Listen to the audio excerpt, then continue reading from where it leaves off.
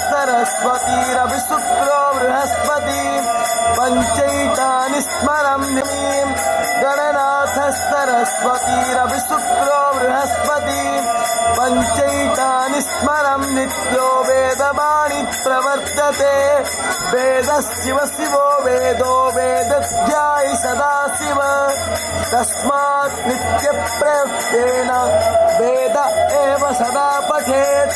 ॐ हरिः ओम् तत्राण बृहद्भीमातो सौम्यन्मनवाय राधादस्य पता अविहृतं पातयोस्तोय अभिरक्षतीत्मना प्रजा पुपोषा परदा विराजति ओदतियं जातवेदा सम्मता अविहृतं पातयोस्तोय अभिरक्षतीत्मना प्रजा पुपोषा परदा विराजति ओदतियं जातवेदा सम्मता।